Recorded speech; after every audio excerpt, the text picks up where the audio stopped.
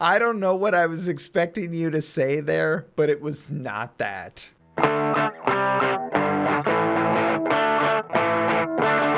And welcome back to another episode of Exposing Ourselves. I'm Travis Ritchie, and this is episode 17. We're almost legal. This is the show where we expose each other to new things. Matt, a big music fan, will assign me one of his favorite albums or playlists to listen to each week. And I, a movie buff, will give him one of my favorite films, and we'll come together on this podcast to discuss it all. And with me, as always, is my very good friend, Matt Runquist. Hey, Travis. This week on the podcast, we're going to talk about the movie Kiss Kiss Bang Bang and the band The Killers. Ooh, it's going to be an interesting conversation, I suspect. Matt, how are you? Oh, wow. Okay. I got called Maddie recently, so that wasn't great. But other than that, yeah, I'm good. Like 5 seconds ago or else time? No, just 5 seconds ago. Recording today on Easter Sunday. I got to see family today, which is a little unusual for me. I went up to my sister's house. My wife was working, so I went up alone, rode my motorcycle because the weather has turned here. Made it to 68 degrees today. Oh, goodness. It's supposed to be in the 70s we made it to all 78 week. here. Yeah, it's supposed to be in the 70s all week here. We're pretty excited. Now, spring has sprung. Well, this is Wisconsin, so we are going to have a week of the 70s here, but there's really no guarantees of good weather consistently until mid-May. So I'm not getting too optimistic just yet. Well, I am, because I was looking at Facebook reminders and it showed me about 3 or 4 or maybe 4 or 5 years ago, I guess, when it was 90-something degrees here in the valley on this day that many years ago. And I'm like, nah, I'm just glad it's not that right now. Yeah, so that seems I'm happy. intense. I had an interesting week myself. First of all, before we talk about me, though, you just posted your album release information. My goodness. Yeah. So this podcast is going to come out 4 or 5 days after my album releases on hopefully all the streaming services.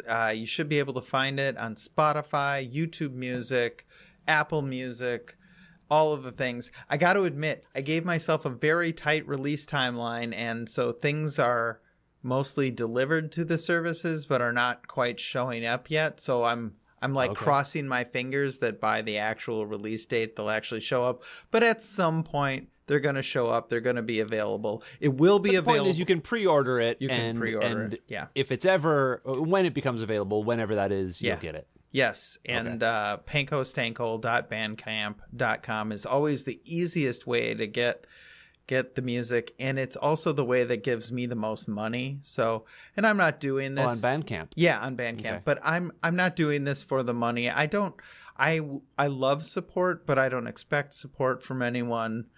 Support's nice. You can actually get a CD mailed to you. I saw that. Physical media, like it's like 2004 or something. Yeah. I mean, no. To be fair, I didn't get rid of my physical media until 2018 or so. Yeah. So you're okay. I did see that, and I was going to order the digital copy, but there was a glitch, something with how it. Happened on Bandcamp? Yeah, on either Bandcamp or Bandcamp through Facebook, because I clicked on the link on your link on Facebook, and it keeps you within Facebook. Oh, yeah. You know, when you do that, Facebook they're like that. They keep you in their little walled garden, so it might be. And through like the Facebook browser, through whatever website you're in. And I just don't like it, so I have to actually go into a different browser and look it up and make that purchase. But I will do that. Well, that's very kind of you. It's not in any way required, but I appreciate it, and I appreciate you, listener. How was your week, Travis? It was okay. I had a busy week with work. I mean, it was a very easy. We didn't have any early mornings, which was nice, but it was a full week every day doing some stuff. And I had a really bad class at my UCB class, my improv class. And I feel like I'm being picked on a little bit by my instructor. And I don't know if it's just me, although someone else in class did kind of say the same thing. And I was like, oh, okay, it's not just me feeling that. But anyway, then I had, we did a interesting thing where I was part of the Angels of Hope charity show that we did on our stage at work. Nice. So they did a charity production, and that's to help fight homelessness in LA, where the homeless population is magnitudes bigger than any other city in the country. Right. For reasons that make sense. Like, if you are homeless, it's a nice climate to live in, right? You don't have to worry so much about, Right. I mean, this year, but generally you don't have to worry about freezing to death or whatever. Yes. But it is still an epidemic, and they're doing some interesting things around town to combat it, or to help it, I guess is the right word, where they're creating small houses, small house communities, Yeah. where people can go and get help, and there's on-site counseling and career help and those kind of things. Excellent. So it's an interesting thing to see happening. That is really cool. And I was happy to be part of that. Homelessness and the fight against homelessness is a cause near and dear to my heart. When I lived in downtown Tucson and walked my dog, I was friends with a lot of the homeless. They actually knew my dog better than me because she was a very friendly, outgoing dog, Yeah. and she always used to like to say hi to everybody. But I'm a big fan of the movement in the homelessness movement to Housing First. The Housing First initiative, I think, is really important. I think that's what you're referencing when it talking about the strategy that LA is going for. Yeah. And I'm fully Yeah. in support of that. Yeah. So that was an interesting thing, and it was a long day of work on Saturday, but I also did. I had to come home from work and do a cameo for a fan, which was interesting. I don't know if you know this, but I am on Cameo. I did know that. And- Unfortunately, I've never ordered one from you because I can get one Please whenever I don't. want. Yes, exactly. You get the real me. But what I do is I put out on the Cameo that I will do. If you're a fan of Inspector Spacetime, for example, I will put on the bowler hat and probably the costume mostly, and I will do All except the something pants. with Inspector Spacetime, and and I will also wear pants probably, but people, put out these requests, and I do my very best to make them entertaining, even though my fee is very low. I think I'm at $20 right now. Right. And just because I don't know my value. And so, but it's fun because I get to make up some stuff and do a Yeah. little improv. And I like that I'm brightening someone's day. And so. Yeah, if the I- number of requests ever got overwhelming, you'd have to increase your fee. But as it is Oh, I now, it's absolutely nice would. to get it $20. Right. But it's funny. You look at I look at my my photos app, and I can see I did 12 takes to get the take that I Oh, wow. wanted to send this person. So I do not take it lightly. Good. I put effort into it. So I feel good about that. But then today I had a self-tape for an audition, and then I came into this. So yeah, it's been an interesting week for me too. I have the entire next week off of work. Okay. So I'm hoping to adopt a puppy. I was hoping to have one already so that I could. I hope so too. I want to spend the whole week just bonding, Yeah. before I have to go back to work. But Are I you don't know. adopting from a group or from a shelter? Either way, the problem with groups is they're so expensive. I went to this place in LA right near where I work, and they were like, "Oh yeah, so for a young dog, it's an $850 adoption Oh fee." my. And I was like, "What?" And even the place that I found that I applied to is $350. Okay. Which is, I mean, it includes a lot, but it doesn't include spaying because the puppy is too young. So I have to give them an additional $200 as a deposit that they'll give back if I spay her. Uh-huh. So yeah, I don't know. It's a lot, and so I'm also going to stopping by shelters, but they have limited hours that you can actually just go in. Okay. So I wish you the best of luck. thank you. So we'll see if I get to be a daddy again soon. That'd be nice. Aw, that's really sweet. Yeah. Yeah. Let's get into it. Let's Yeah. talk about some movies and musics. Yeah, let's switch it up this week and talk about the movie first. All right. I was going to suggest that we talk about the one that starts with K, but that, in this case does not limit us. Or even talking KI. about the one that came out. Yeah, exactly. Or whichever one came out in the 2000s, but both of them did. Yeah. Mostly.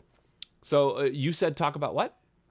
I've already forgotten. Let's switch it up and talk about the music first. I don't Music know. First, fine. Sure, let's All right, do it. Tell me about the Killers, Matt. The Killers is a band out of Las Vegas, Nevada. They formed in the early 2000s and struck gold basically right away with their debut album.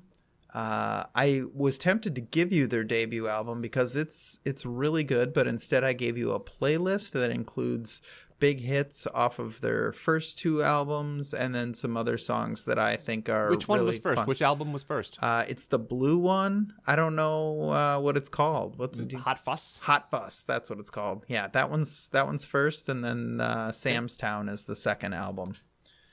And so that's where Mr. Brightside and Somebody Told Me came from. Yes, and then When You Were Young is the big hit off of Sam's Town, and that is my favorite song of theirs. Oh, okay. And why do you like them in particular? Why do I like them? They're upbeat rock music, which I'm a big fan of, like, you know, kind of fast tempos and good melodies. I like the guy's voice. I think they're like I would say they're loud without being heavy, which is something I appreciate. Kind of a Foo Fighters-y sort of thing where there's lots of loud guitars, and I like guitar-based music, but they're not like rah rah rah rah rah. Yeah, no, I'd say that's an accurate representation. I remember the Killers. I did not realize that I knew so much of their songs, because it was, I guess, hard to miss them back in the day. You know, I remember Mr. Brightside and When You Were Young and Somebody Told You, which were the first three songs on the playlist. And I've never had a playlist yet for this show where I've just recognized all these songs right off the bat. And so but it was interesting. Two things: knowing the songs without knowing that they were the Killers, right? Mm-hmm. So I wasn't familiar with the band necessarily. Sure. I just knew these songs from, I don't know, maybe just having them be ubiquitous when they came out. Yeah, Mr. Brightside certainly was a ubiquitous song. Like, that song was everywhere. Yeah, and I moved. You said it came out in 2003. You said. That was when I moved to LA. Around then, yeah. Right around then. So it might be that I was just listening to when we were listening to the radio at work or something, mm-hmm. It was just the thing that was on all the time. Because I certainly wasn't listening to the radio on my own. So I don't know how I became familiar with these songs, but I absolutely, totally was. And so, but listening to them then after a good 15, 20 years had gone by, and not probably having heard them since was an interesting experience, because first off, you just still know them, right? And it's interesting how long a song stays in your memory, right? It can just, yeah. And so, I mean, that we all know that from not only music but also advertisements from our childhood. You know, you'll hear a jingle and you'll be like, oh yeah, that's it. So that was interesting. My initial reaction was that this music was very much of its time, and maybe didn't, for me, carry over into still being appreciated in the same way by me. So you remember liking the Killers, or rather these songs, when you heard them back in the day? Yeah, well, the thing you said about it was that, you know, the thing that you said was accurate, like that fast-paced rock type sound. I do appreciate, and it does check a lot of those boxes that I've talked about before. You know, you can understand the lyrics, you can hear the words. The singing is okay. It's the mixing is good, where, you know, nothing is overpowered by anything else. But it felt very almost a little emo rock to me. Mm-hmm. If that can be like almost an evolution of ska. You know, but for the rock group, you know, I don't know. I still liked it. I didn't love it. Okay. So yeah, go ahead. I will probably put a couple of these songs in my playlist though for parties. So yeah, they definitely like have on at a party song. So I'll tell you the truth I have a little bit of a story about Mr. Brightside. Back in the late 2000s, early 2010s, I was fun and fancy free. I had gotten divorced a couple of years earlier, and I was regularly attending the bar that was all of a block away from my house. Thank you, Milwaukee. And I was there for a karaoke night once, and I had only done karaoke once in my life, and it had not gone well, but I had people encouraging me this night to do something, and they were like, sing Mr. Brightside. And I was like, I don't know Mr. Brightside, because I much like you had heard the song a million times, but didn't know it was the Killers, didn't know what it was called, right?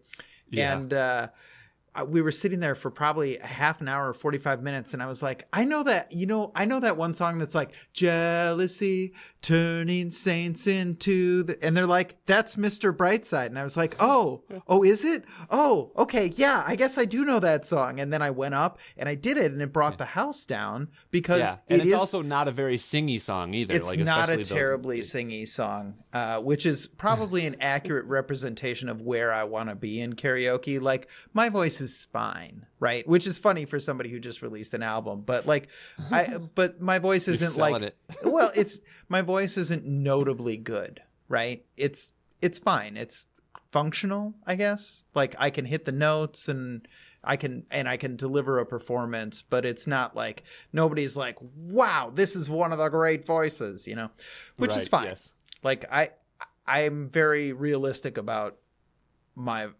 like, nobody's hiring me to be the singer in a band. Anyways. Sure. But it brought the house down because people, like, it's very catchy, like, radio music that people really dig. It gets people on the floor at It is a great karaoke song. Yeah, absolutely. So yeah, I like it. There's it's also short. It's under 4 minutes. Like, there are certain karaoke rules you want to observe, and 4 minutes is about the limit of a song length. Make sure you know the verses and not just the chorus. Make sure you have a little bit to drink, but not much, right? Well, just enough to get you on the microphone. Sure. If that's what it takes, that's what it takes. That's what it takes. Yeah. Gosh, I'm sorry. I'm just trying to look up the playlist here, because there's a song on here that I did also want to ask you about. The song that goes, I've got soul, but I'm not a soldier. Did I give you that song? Or not? What's that song? All These Things That I've Done. It's the last song I gave you. It's from Hot Fuss. And I actually deliberately made it the last song because it's one of those, like, sort of buildy epic songs. So, and there's a really nice little couplet in there where he goes, I've got soul, but I'm not a soldier. Yeah, he repeats that many, many times. Yeah. I don't. Let me listen to it real quick. Sure.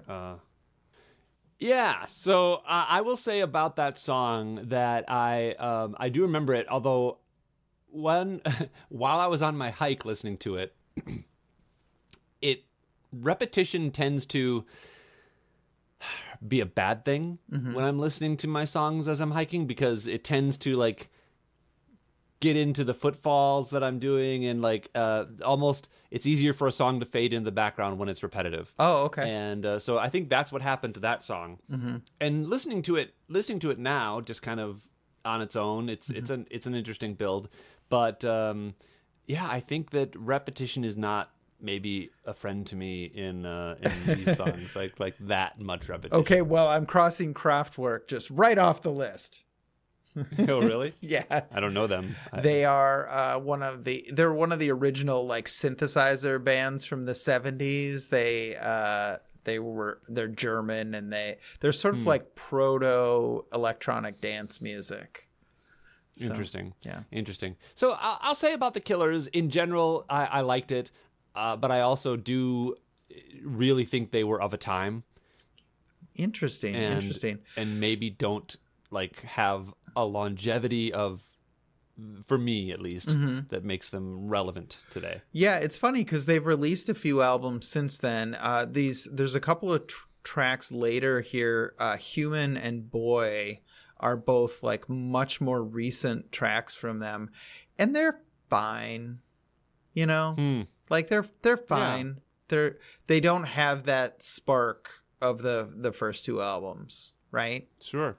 Which does make sense. Like, if someone has that kind of that very specific vibe that almost defines an era, to reinvent themselves, to evolve, can be sometimes very difficult. Yeah. And sometimes even to capture that same magic again, one thing that I sort of despise about album reviews is like when they're like, oh, well, this is just like their last album, right? They hint at a new direction, but then they don't explore that. And it's like, okay, well, I don't know. I bought their album because I like their music, so I don't want them to explore a new direction.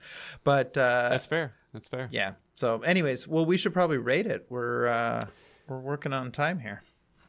Yeah, I guess I'm gonna go pretty better than average, better than Ezra, better than Ezra. That was good. I like that. So I'm gonna give them a 7, a solid 7. A solid 7. That's actually, nice... I think, better than I was expecting from you.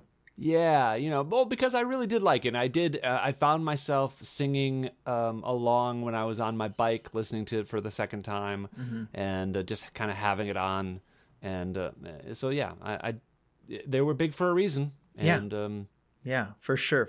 And I absolutely didn't dislike any of it. So okay, I think this is also a 7 for me.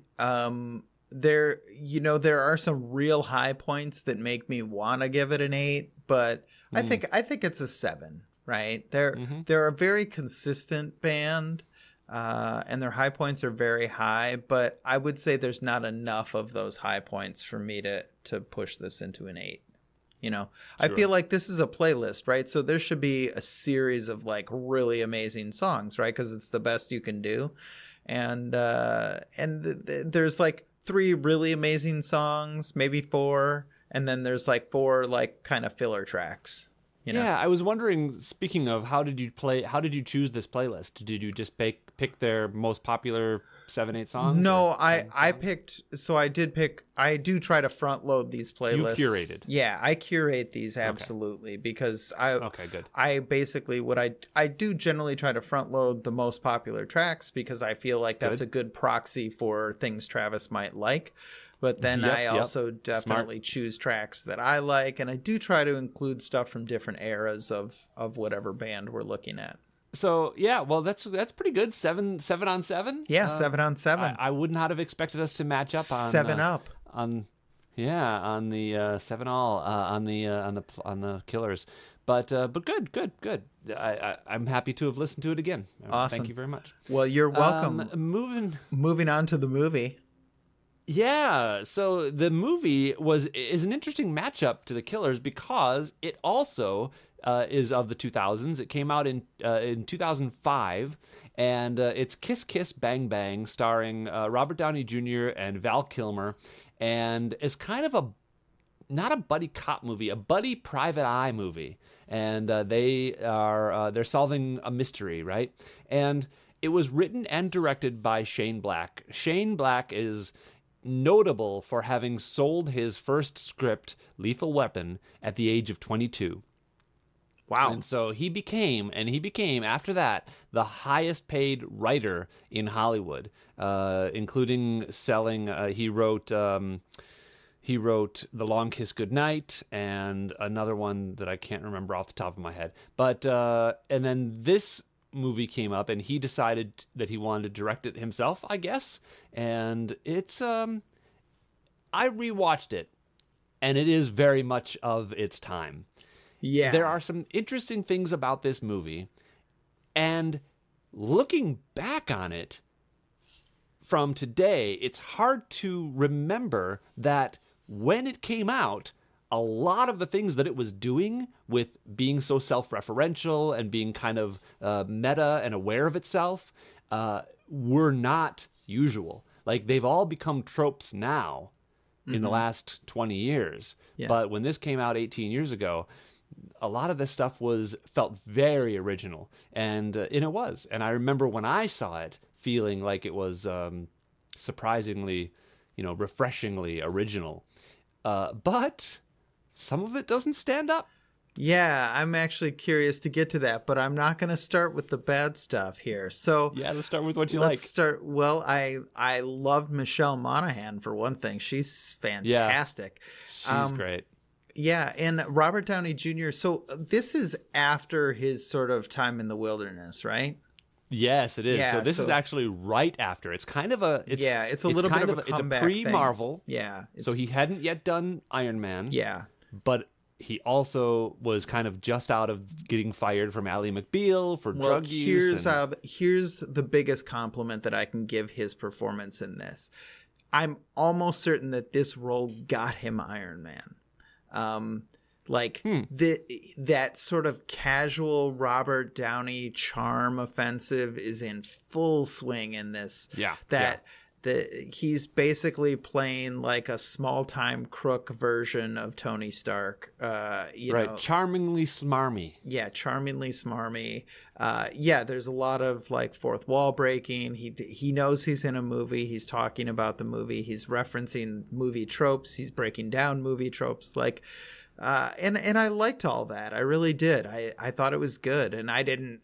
Because I haven't seen a ton of movies in the last 20 years, none of that is like old hat to me, right? Like obviously, I'm aware, right? But it doesn't feel old and played out to me. So, let's see. What else did I like about it? I liked that the plot was twisty without being too hard to follow. Like, right. It was very twisty. A lot of movies like this, I reached this point where I'm like, oh my God, another twist, really? Because I feel like you've got to earn your twists, right? Mm-hmm, the classic twist movie is Usual Suspects, right? And that movie 100% earns its twist, right? Yeah. But there's one twist. But there's only one twist, right? Yeah. Right. And I feel like if you're going to have 4 or 5, an uncountable number of twists, you gotta do the work. You can't just be doing it for the sake of twisting. And I don't feel like this movie does that, right? And I feel like what's there is like, oh yeah, and groundwork is laid, and then people like realize later, oh yeah, and it doesn't. Sometimes it feels. Sometimes movies like that where they're planting seeds can feel like they're tricking you. Like, oh, this thing that happened in the corner of the frame for a half second is something you should have noticed. Whereas here, like, the things that you should notice are on screen and are notable, Yeah. And so I appreciated that, because I am one of those people who gets tired of having to think too hard at a movie. And this movie sort of walks you through it. So I liked that a lot. Like I said, it's interesting you say that, because they one of the things that I liked as well was that when we're calling it a twist, but really it's just the things that we, the audience, think are true.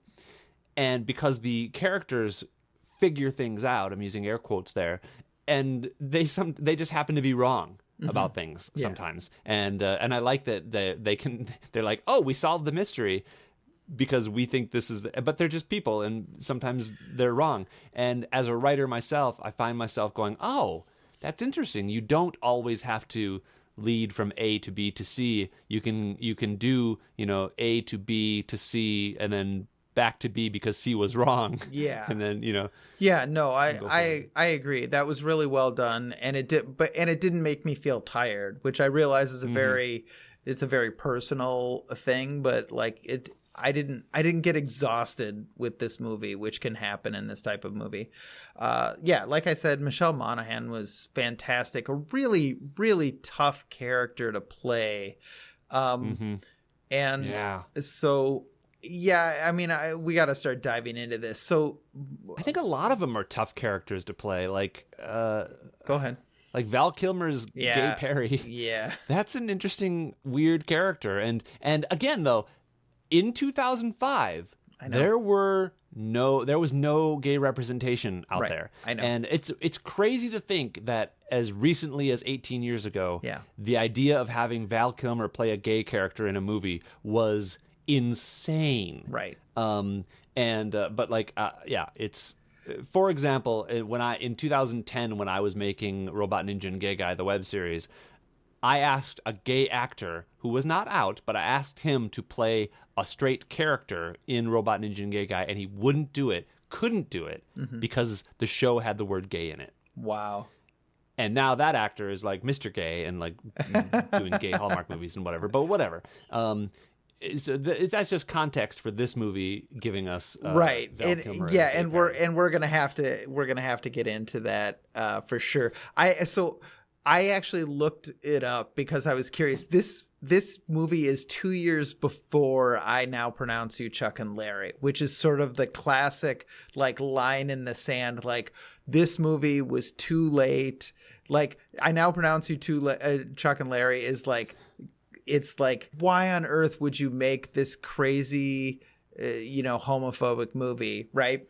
And, yeah, but that's the thing. It was homophobic, and this one had homophobic. Yeah. I want to say something here, which is that yes, please. The thing that's disappointing about this movie is not that it includes gay characters. It's not that it has a straight man play a gay character. It's that a lot of the gay stuff, as it were, is played for really lazy homophobic jokes. Just like gay fear, Robert Downey Jr. like literally like wiping his lips off and gagging, like just the laziest possible like 1997 stuff, which is the year, by the way, that In-N-Out came out, which was Kevin Kline. Yes, really great, and that was kind of transformative. Yeah, and it's funny. I watched In-N-Out again recently, and I loved that movie, and In-N-Out doesn't super duper hold up either.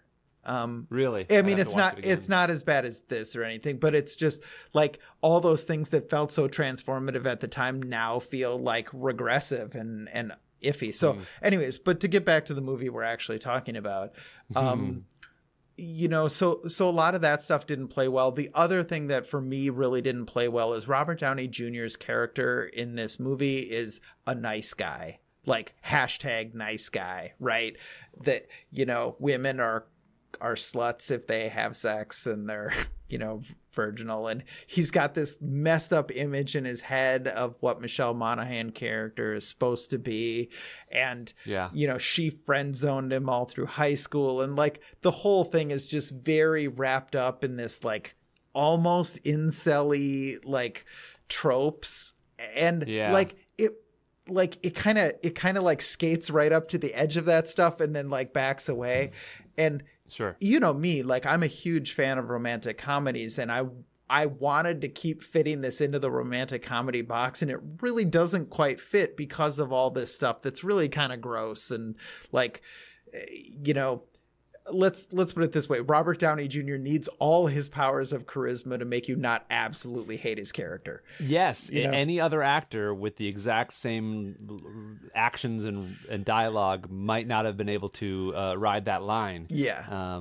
But somehow he does, and he's still the hero. Yeah. But it's a close thing. It is. Yeah, it is weird because he is like he drinks a lot and he'll get blackout drunk and have sex with a girl that he doesn't really know, but at the same time he'll like protect a girl from a guy who he also doesn't know. Like there's weird like chivalrous moments, but also mixed with philandering. Moments. And just judgmental about women's sexual behavior that's perfectly normal for him. Mm-hmm. It's like, but you slept with a bunch of people, right? Like there's this part of you that's going, why are you calling these women whores or whatever phrase he uses? Like it's pretty judgmental. Right. And it's like, this is exactly what you do, man. What's your problem? Yeah. And they do call out the dichotomy between men and women, but not in a way that is talking about how it's wrong to have that dichotomy. It's just more of a no, this is the way things are. Yeah. Men can have sex and be cool. Women can't have, can have sex and then they'll be ostracized. For it. So that is an interesting thing. Again, of its time. Like it is interesting sometimes to go back and look at movies like this and see the social change that has happened in the interim. And even Gay Perry. Go ahead. I liked that I liked that Val Kilmer played the role in a very straightforward. He was just down, and he didn't do a gay caricature. He didn't do a. I mean, he was a strong, capable, regular guy. Yeah. Who just his thing was that he was gay, Yeah. and there was fun to be had from that, even from my perspective, where I was like, that's funny. That's really funny. The only things I really didn't like was the gay panic Yeah. kind of moments that cropped up 2 or 3 times. Yeah. You know, not a lot, just moments of them. And I'm like, oh, okay, well, if that were made today, that wouldn't be a thing. Yeah, that would get you know? cut. Yeah. Yeah. Yeah. You know, it's funny. We've actually brushed up against this sort of theme a couple of times. These movies that were sort of ahead of their time at the time, but now start to feel a little regressive. And I'm thinking of Tu Wong Fu. I'm thinking of Chasing Amy. I'm thinking of movies that like were sort of addressing these issues that were not at all mainstream when the movies came out, and trying to like, you know, confront them and figure out how society is supposed to move forward. And well, in and out, of course. And I think all of those movies, except, I mean, Chasing Amy, I think was sort of a. Some people really hated Chasing Amy, and some people really loved it. But I think that even at the time, the critical consensus was Kevin Smith probably should not have made this movie. But you know, those movies are really good at the time, and they really pushed the culture forward, but then the culture kept going forward, and of course they're stuck in time, and it, you know, I feel a little bad, right? You know, I do. Yeah. Like, but as a historical document of sorts, right? It's useful. Yeah, like I'm always gonna love Tu Wong Fu, regardless of, you know, its issues, right? You know what's interesting? I was thinking about this. You were talking about things like In and Out, and how it took so long for movies really to represent society in this way. And here we are in 2005 and still having this gay panic moments. But in television in the 80s, Right. shows like Golden Girls and Designing Women were doing these really powerful, like gay Yeah. is okay Yeah. episodes, Yeah. and you know, addressing the HIV/AIDS epidemic and stuff like that. Mr. And Belvedere is the one I remember. Mr. Belvedere had an AIDS episode. there you go. I'm pretty sure. Boy, I don't know if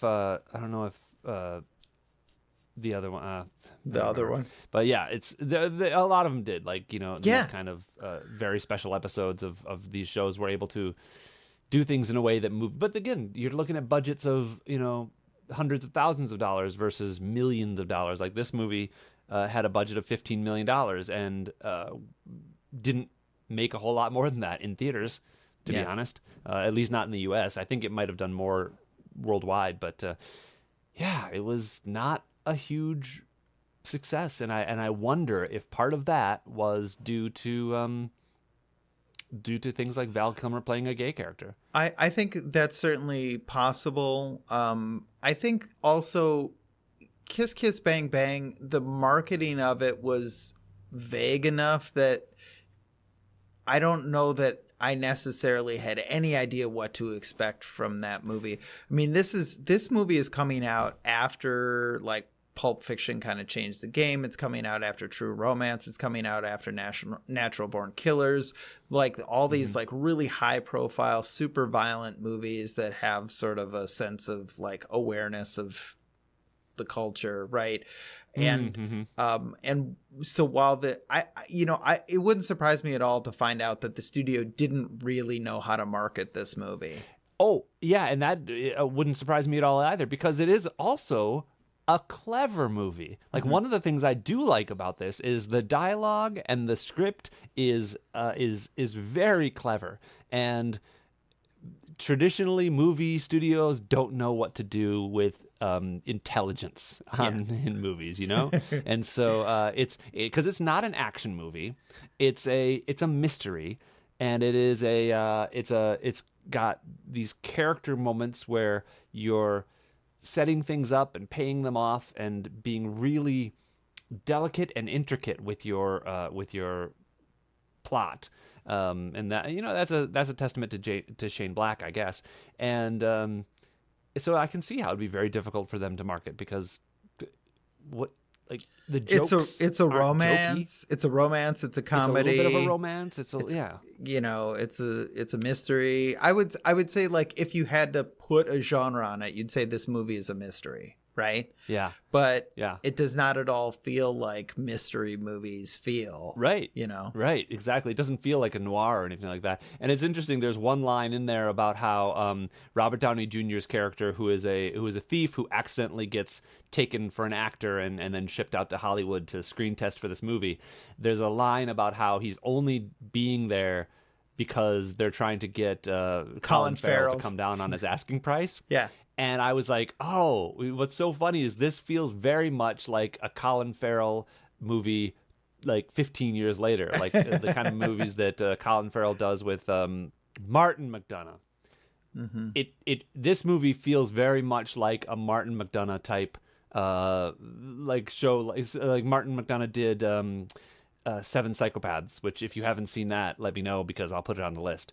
And also, Three Billboards, which isn't a mystery, but like this kind of twisty plot with clever dialogue type of thing.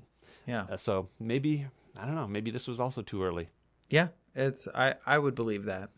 So what do you think? Should we rate it?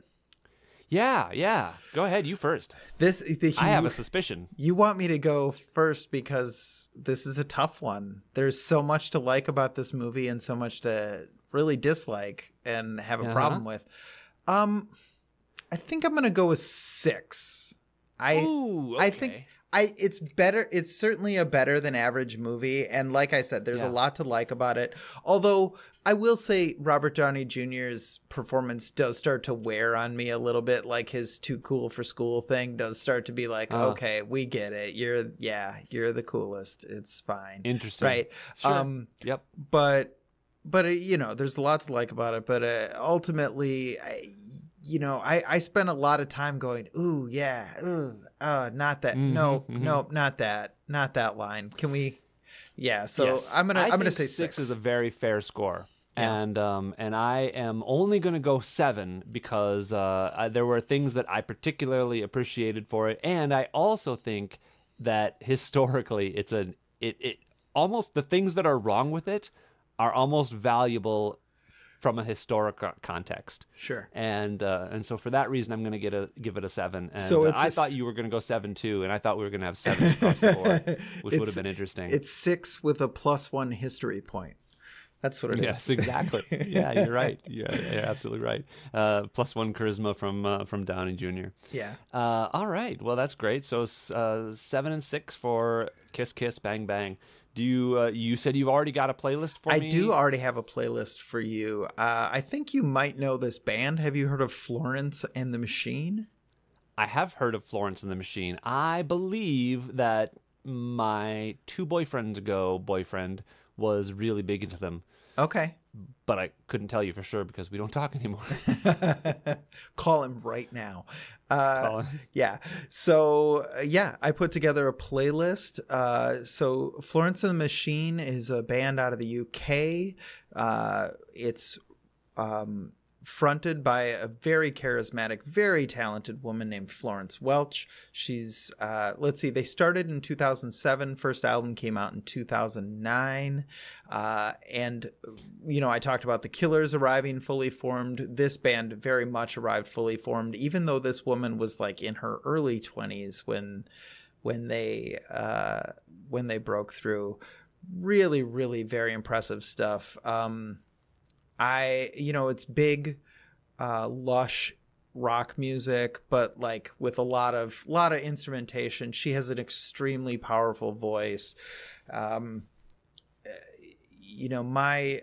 not sure what my favorite song on here is, but the song that sort of affects me most, the song "Shake It Out."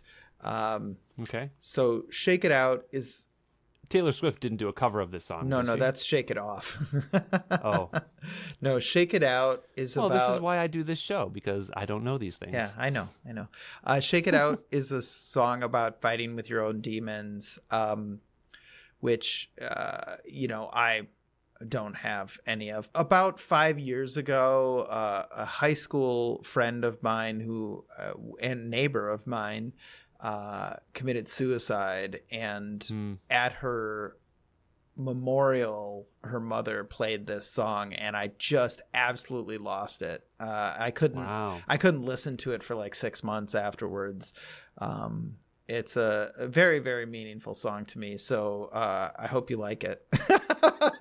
I do too. I am actually fairly, this is going to sound weird, but I'm oddly gratified that Florence is an actual person. And that like the name Florence and the Machine isn't just some weird name that they came up with, like Panko Stanko. Pink Floyd, I love him. Yeah, exactly. Was anybody in Pink Floyd named Floyd? No. Well, there you go. See, this is why this is a gratifying moment for me. By the way, speaking of Panko Stanko. I was at the Costco the other day, and they had panko chicken, and I almost took a picture of it to send to you, and I was like, well, no, that's not, because that's exactly what he meant. So, yeah. So this is awesome. I am excited about this. I am. Let's see. Give me a couple of verbs to describe Florence and the Machine, because I want to. Lush, beautiful, epic. I guess these are adjectives. Did I do the right thing? But you're giving me adjectives, which is what I meant. So because moving, which is funny because music, Kiss Bang Bang has a funny little kissing, has a funny little grammar thing. Banging. So wait, go. What are your adjectives again? Lush, beautiful, epic. Those are the 3 words I've given you. Interesting. So I want to give you something that is that pairs well with this lush, beautiful. As a Wisconsinite, I'm required to suggest cheese is a good pairing. Lush, beautiful, and epic. Huh. You know what I think I might do? Yeah. This'll work. This is great radio. I'm gonna have you watch Predator from 1987. I don't know what I was expecting you to say there, but it was not that. This is the Get to the Chopper movie, right? It is. And I had two possibilities in my head for this moment based on your adjectives. The other was The Power of the Dog, which was up for an Academy Award like last year, and I decided to go with Predator because the lush jungles, and it is epic. It is it's beautiful in its way, but it's lush and epic for sure. All right. Well, that's really exciting stuff. So, the reason I want to have you watch Predator is, first of all, it is on the order of these movies from the 80s that are just seminal sci-fi works, and it's right up there with RoboCop and Terminator, which you have seen. And I don't know why you haven't seen Predator. It seems like an oversight from your childhood to me, but it is a movie that I think is important to have watched. It stars Arnold Schwarzenegger as the hero, so it's a prepare yourself for a typical 80s Arnold Schwarzenegger movie. Mm-hmm. And if you do that, I think you'll be rewarded. And that's all I want to say, because if you don't know too much about it, I don't want to give anything away. I mean, I know the Predator is kind of invisible a lot of the time. I know that about it. And I know kind of what he looks like because I've seen the marketing from like Alien versus Predator. Oh, okay, sure. So I've seen, like. Yeah. Okay. Well, so you're not going in completely. I'm not going in completely. It would be hard to completely miss the concept. It would be. It's Predator. like not knowing. It's like in this day and age, not having seen Star Wars, everybody still knows that Luke or the Vader's Luke's dad. But what? By the way, I had to do an audition for a UCB sketch, and we had to do characters. And one of the things I decided to do was I have a Christopher Walken impression that I've done. Yeah. And I wanted to do Christopher Walken, so I just made up Christopher Walken as Darth Vader. Okay. And I was just like, Luke, Obi-Wan never told you what happened to your dad. I'm your dad. Take my hand, and together we'll rule the galaxy as father and son. So that's what I did for my audition. That's pretty. Anyway. That's pretty enjoyable. I thought you were gonna. watch I thought you were Predator. gonna do Christopher Walken as a guy who has never seen Star Wars. Oh, yeah, that's weird. That's weird. Well, it's funny. My original Christopher Walken impression was learned by watching Kevin Spacey do Christopher Walken auditioning for Han Solo, and on Saturday Night Live, and Nice. so that's the first. Yeah. So, Awesome. all right. Well, this is gearing up to be a good episode next week. Episode 18 will be legal. I'm I excited. don't know why I'm this is- excited. I Thank. hate it when people do that. So you're When saying things are legal just because they're we should? 18 something. You're not saying we should have a countdown on the website then to when the podcast is legal? No, probably not. Probably not. Yeah. But that means only 2 more episodes until another very special episode. Oh man, I'm already trying to come up with a really good album. I've got 5 movies that'll fit. For, 5 our movies. next very special movies. Exciting. Yeah, I got to choose one. All right. Have a wonderful rest of your night, Matt. Thank you for exposing yourself to me. Thank you for exposing yourself to me, Travis. Have a good night. All right, take care. Oh, hey. We always forget this. Well, no, we don't forget it because I don't. You're gonna You're do part it. of this podcast. No, you're gonna part do of it. You do it. Hello, viewer. If you would do me the great honor of emailing us at exposingourselvespodcast@gmail.com or checking us out on our Facebook at Exposing Ourselves and let me know what you think of our podcast. And also rate us on your podcast app of choice. It'll help us out. And that's it. Awesome. We just want to hear from you. Bye, everyone. Bye.